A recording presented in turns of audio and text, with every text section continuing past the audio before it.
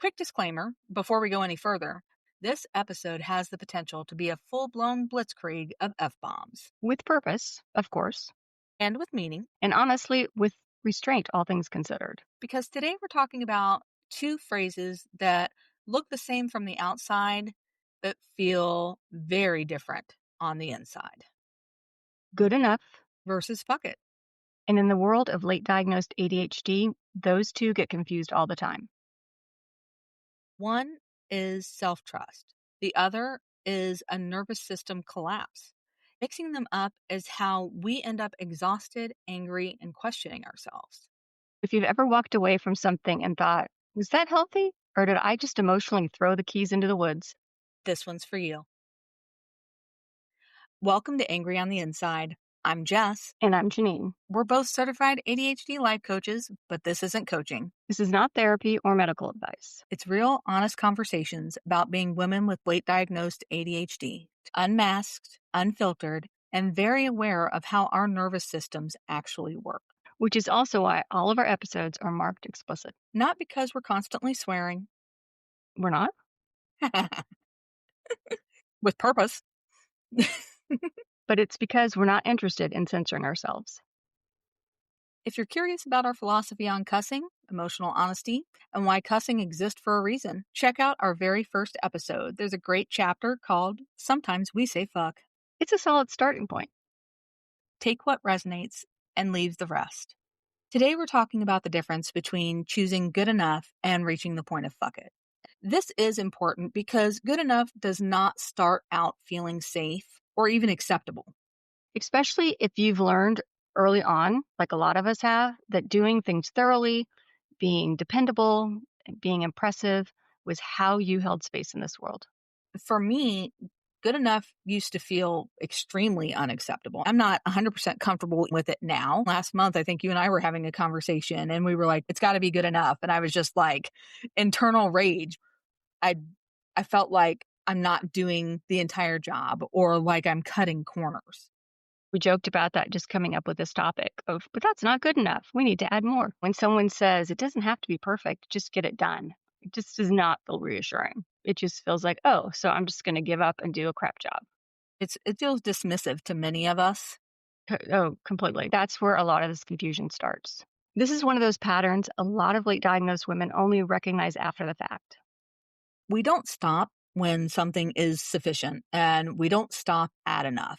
We stop at empty. Even then, we still try to just keep digging in and pulling ourselves along. A lot of us have just learned it's just to overfunction. That's the way we survive. We're just going to overdo everything. Right. The more we overcompensate, the more we'll avoid that criticism that in our minds we just know is coming. Whether it's perceived or created by RSD, it's still very much real in our minds. You know, people pleasing to keep things steady, perfect things to feel in control, right? We want that control over our environment. Which is why stopping early doesn't even feel realistic. For me, it doesn't seem normal to stop. It's kind of like the devil you know versus the one you don't. You're so used to pushing through, it feels familiar and it feels safe, even though it is so far from safe. It's annihilating our nervous systems and it's causing us to shut down. It impacts our relationships with our families, our careers. It kind of can obliterate almost everything. And yet we're like, no, this is the way I stay safe. This is the way I feel the most secure. It's that pushing through because that's what we're used to. And as you said, it feels safe. But then at some point, it doesn't. I think we should talk about good enough first. Good enough means this meets the need of the moment, and I'm choosing to stop here. Choosing is that heavy hitter keyword, and that is where I think I get caught up the most. Realizing that I can make a choice to stop and that I have done an adequate job. It's a decision that you're in charge of. You're still aware of what you're doing. It's not being like done to you, but you're controlling the situation. Right? You're still in that space of full autonomy. Exactly.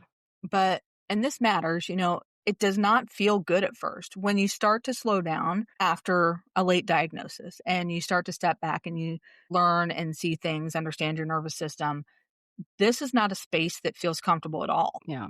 And I mean, as you said, if that's where we're used to living before we were diagnosed, um, good enough, it just feels like you're not doing your job. It's like everyone else is probably doing more. You're not pulling your weight. You're not doing your share. Um, it's like you should just, the feeling of you should just keep pushing through just in case. Right. And, that discomfort doesn't mean you're wrong. It just means you're trying something new. Agreed. And new can be pretty freaking scary. Once we have an idea on something, we've thought it through from so many directions for so many years. We're absolutely convinced we're right. And that's why it's so hard to let go of that perfectionism. I am so convinced in my brain that I am doing what's right for everyone, not just being self-focused, but making sure that everyone is taken care of, that I'm not as openly willing, I guess, to change my mind about something. We have a segment that we do, That's That Normal. We've been thinking about kind of revamping that because it's not normal, but it's very ADHD. And this is one of those moments that's very ADHD because we are so convinced that we are right, that it has to be done this way. And we will tell ourselves, this is half-assing something. I'm not going to stop just because it doesn't have to be perfect, but I have to make sure it's done to a level that I feel that it's correct. And honestly, you're trying to go for perfection, even though you say you're not. You kind of are. It is so the perfectionist cycle. Yeah. Or like, yeah. I had an ADHD coach when I was first diagnosed, and she taught me the saying, and I actually have it on a Post-it note, is done is better than perfect. That's such a good line. Done is better than perfect. And a lot of times done it's good enough, but it's done. Yeah. And good enough, it's not about ease. It's about stopping before you implode and the project ends up left behind. That's comes in line with that quote. It's better done than it not being done at all. Because when you reach that point of no return, that's what happens. That's that shit that gets thrown to the wayside. That's the projects at work where you're getting tagged about not completing something, but you're like, I put so many hours into it. I worked so hard on it to get it where it needed to be. I just couldn't do it anymore, or I couldn't see the issues with it anymore. And that's where we come into the understanding of fuck it and why it's so much different than good enough. It is very different.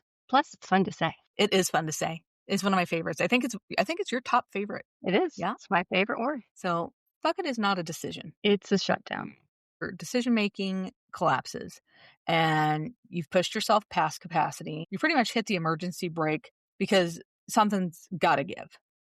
And I think first there's that relief. You just throw your hands up, throw your keys into the woods. I love that. You're just walking away from it. But then it's usually followed by chaos and you being hard on yourself once again. Fuck it isn't about boundaries. It's really not. It's us abandoning our boundaries. It's us abandoning ourselves. It's an after the fact of us abandoning ourselves and our needs, but it's definitely that. And for ADHD women, there's not much that feels better than that throwing your keys in the wood moment, throwing that engagement ring into the sewer, walking away, the building blowing up behind you, you feeling so freaking empowered for like that 10 seconds. No, that is not the truth. I'm fantasizing about all those things. I have had the ones about walking away and the building blowing up behind me. I don't know what that means about me, but it really is just about your survival. I mean, you've just gotten to you're just at the end of your rope. Yes. And you're throwing up your hands, just walking away. It's like dropping the match as you're leaving the room. Oh, yeah. I can see that in my head. I think pretty much everybody probably listening to this podcast can see that in their head. Mm-hmm. Keep in mind, these are only imaginative thoughts. We are not doing any type of blowing up or anything like that. We are not down for that. Exactly. We do not engage in this behavior nor encourage this behavior. Agreed. Just in our heads. One of the differences is whether I'm stopping to sustain myself or stopping because I'm depleted. I can see that. If you're wondering how to find that vibe for sustainability, it means that I can go on. It's not a complete and utter shutdown. You're not draining everything all at once. You're leaving something in the tape, pacing yourself in a way that doesn't require recovery mode afterwards. Because I've done that. You work really hard on something until you can't do it anymore. You got nothing to show for it, but it takes you 2 days to recover from it. And pacing is hard. I didn't really understand pacing until after I had gotten sick. And I know a lot of our audience would be familiar with the spoon theory. Spoon theory is very much about pacing. understanding that you have a set amount of energy and a set amount of capacity. How do you want to spend that?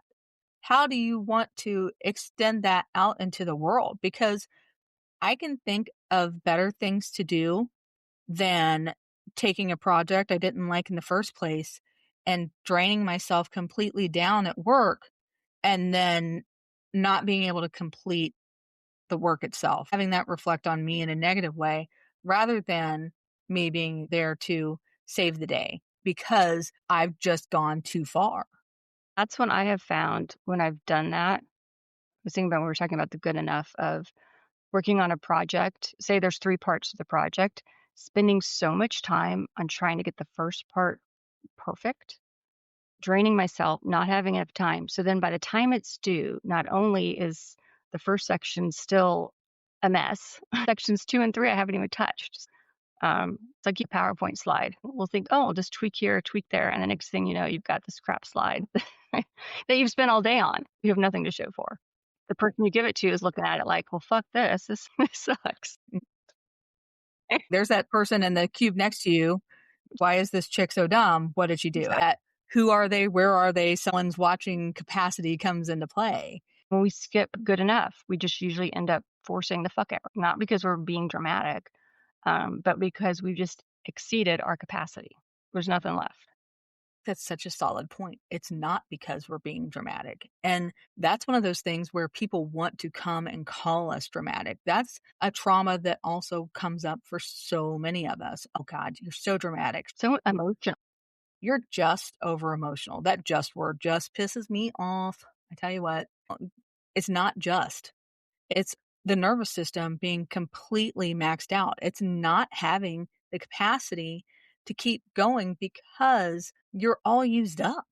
People wonder why women, but especially neurodiverse women, end up having so many different physical issues later in life, why we all get sick and why we have these problems. And we're still called dramatic once we've reached that point too. But we don't realize that we just take so much from ourselves and we are so self-abandoning, even in these moments that seem so natural. And they are for people with ADHD, but it's outside of the normal capacity of any person, Yeah. not just us. We have a way of really draining our tanks.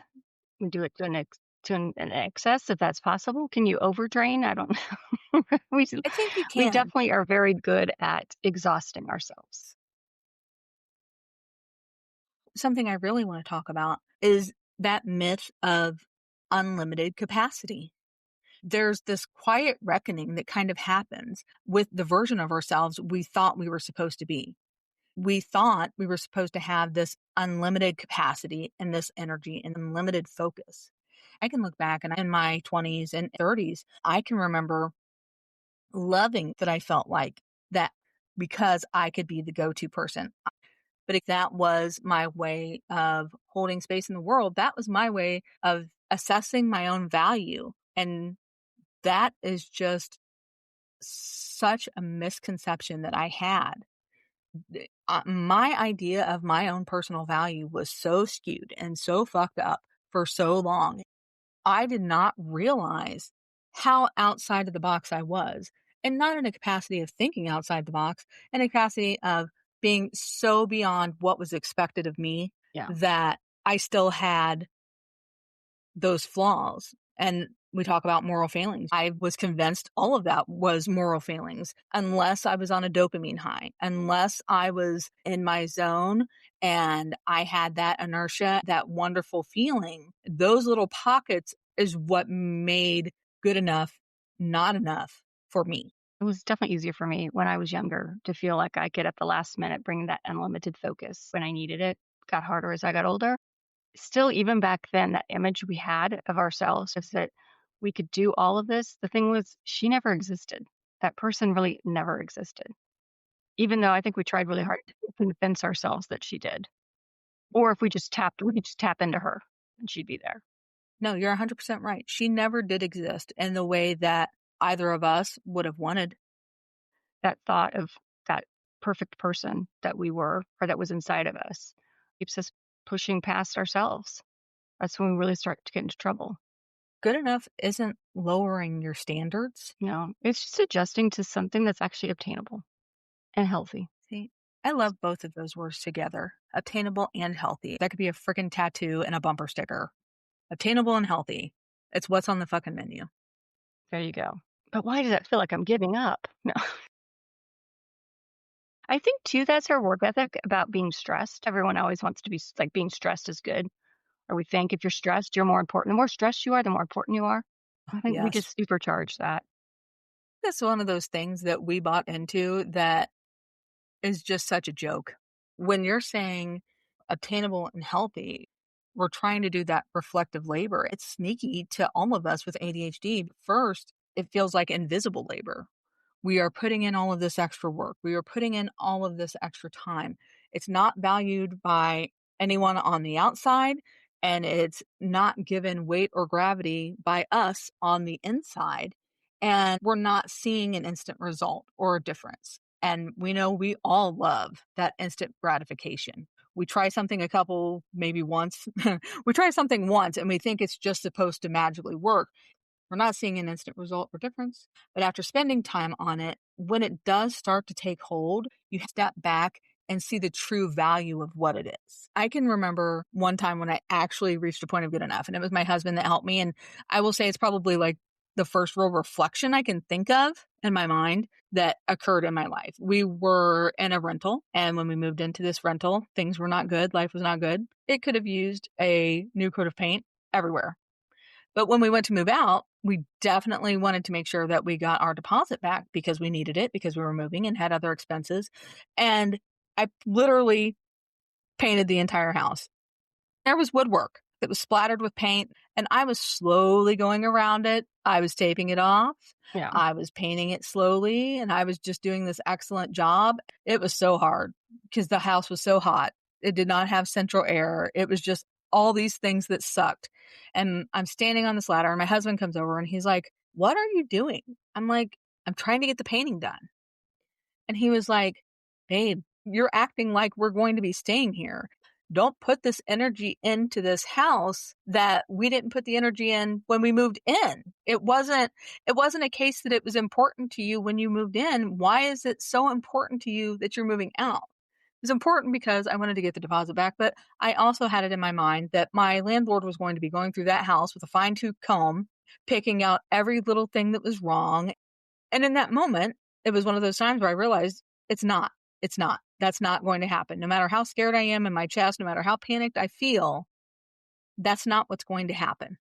And you don't need to make it better than it was before you moved in. You just need to get it back to where it was. Yeah. But you're trying to make it like ready to show, like be a showcase house by the time you're done with it when you move out. How many times, I can't tell you how many times I had heard people in my family say, "We leave places cleaner than what we found them." Always. And that's what I was doing. I have to go above and beyond. I have to leave better for the next people coming and take the stress off of my landlord by doing this stuff that they should have done before we moved in. Yeah. And you know that bitch still hit me for a fucking carpet cleaning fee, even though I I was had the gonna carpet say, cleaned. they are. Yeah. I think too. They're gonna find something whether they want. Yeah. I've done that before. Moving out in place, like, I think it's better than when I moved in, but yet they'll find something. But I was able to step away from that situation before I got to the point where I was like, fuck it. Yeah. Where you can just say, it's good enough. It's like where it needs to be. That's hard. It is. It's so stupid that it's a hard pill to swallow, too. Isn't that stupid as shit? And other people aren't affected by that. But if that's your default, that's where you've been living for so long. Mm-hmm. Really hard to let go. It's hard to change your mind. We bring up that we worry some of these things are moral failings, but in a lot of ways, we latch onto these like they're our core beliefs, non negotiables. They are our pillars of righteousness. And we think that we can't let go of these things because this is what makes us us. But it's not. It's the same as that woman that never existed. She was just a mask. And it's so hard for us to find who we actually are after our diagnosis that gets us angry and it makes us feel so lost as we are searching for ourselves. Where do we go? Are we just reflections and ghosts of other people that we've seen throughout our lives? We can be our own people. learning to be our own people, learning to set those boundaries, that's where good enough comes into play. And that's kind of how this episode came about because, like I said, in December, Janine and I were talking about something and being good enough came up and it really pissed me off. And then I thought about it for a couple weeks and I was like, no, good enough is okay. Good enough is a boundary. It's not a failing. It's not a moral failing for sure, and it's not one of my core beliefs where I can't allow things to not be perfect. I have to interrupt that cycle for myself. And I have to truly learn what I feel are my core beliefs and are my limits. It is like that when we're looking for that perfection, not only do we expect it of ourselves, we believe other people expect that from us too. And I think that is definitely not true. But, and that's, another lie we tell ourselves, another core belief that we have. If you find yourself swinging between good enough and fuck it, you're navigating capacity without a clear stop point. And that's hard. Pushing yourself past your capacity has always been your default. Learning to recognize good enough before collapse takes awareness, a true pause. And it takes practice because the Lord knows I'm still trying to manage it. And some days I fail miserably. You and me both. I fail more often than I succeed. It's still worth the try. It's going to Agreed. be uncomfortable for a while. It will become more comfortable. I think that's a valid perspective. We'll leave it here for today. If you know a woman who's already reached the point of fuck it, or someone who's still maybe considering good enough, share our link, Thanks again for listening. and we'll see you next time. Oh. And remember, you are not the only one who's angry on the inside.